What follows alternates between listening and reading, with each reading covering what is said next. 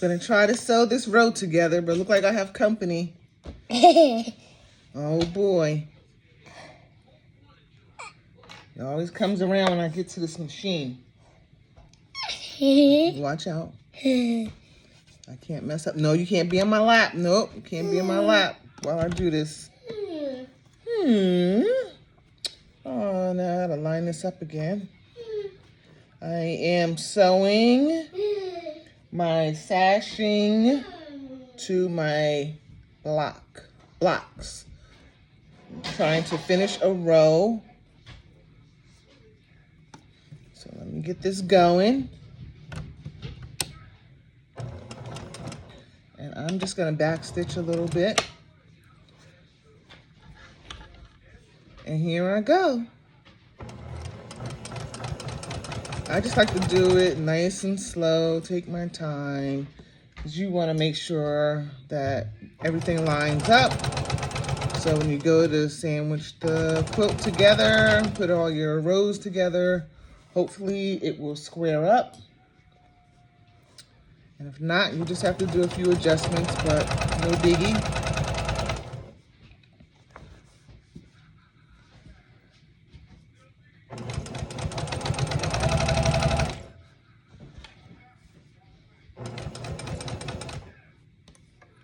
When you get to your cornerstones, your seams should match up. And when the cornerstones go through, if you have this 4-in-1 essential tool, has a very sharp edge point that you can use to make sure that your seams are flat when they're going under the presser foot. But the seam is already really laying flat because I ironed it that way. So I'm just stitching along, and I am stitching on the sashing side, not the shirt side. It just seemed like it's easier that way. It seemed like it just moves along a lot smoother. I don't know if it's because the interfacing is on the opposite side, but it works out really good.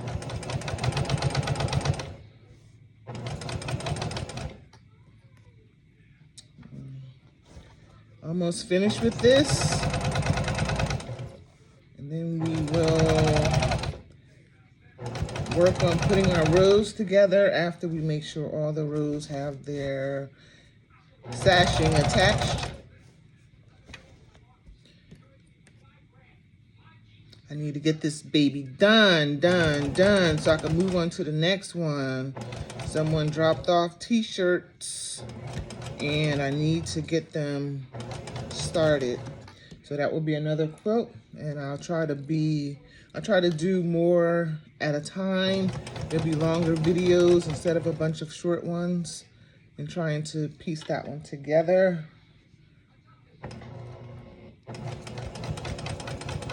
And hopefully I can get it completed in a lot less time than it's taking me to get this one finished.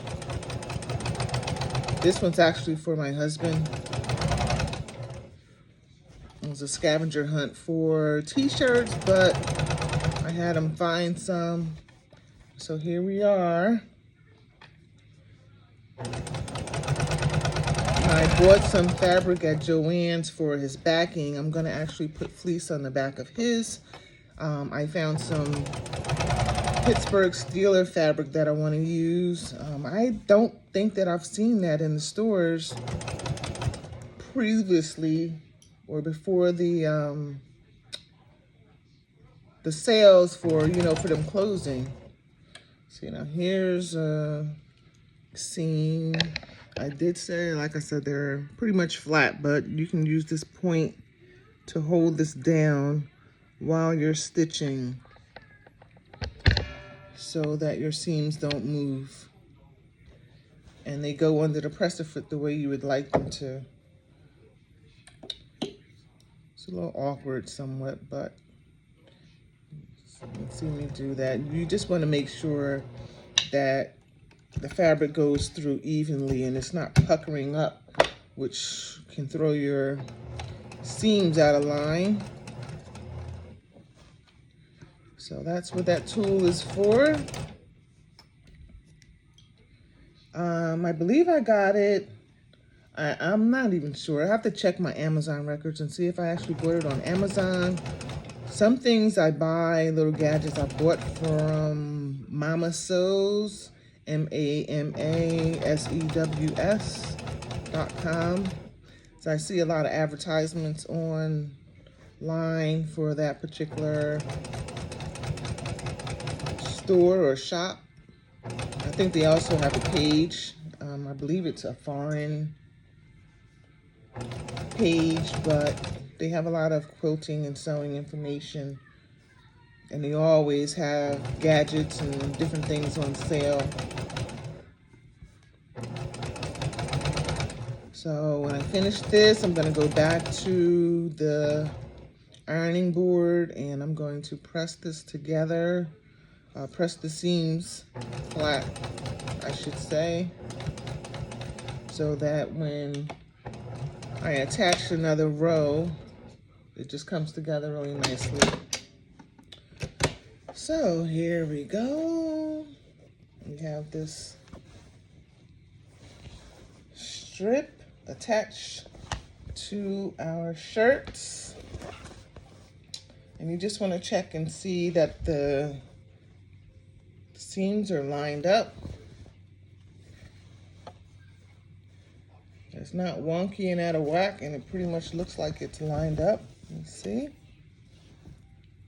You want the seams at these intersections, you want them to line up and match. So that's good. So what I'm going to do now is I'm going to shut off the camera, but I'm going to go to the ironing board and I'm just going to press this, and I'm going to press it towards the sashing strip. I'm just gonna press it flat so that it lays flat when you put the when you make your quilt sandwich, all 3 parts. You're just gonna lay it flat. Okay.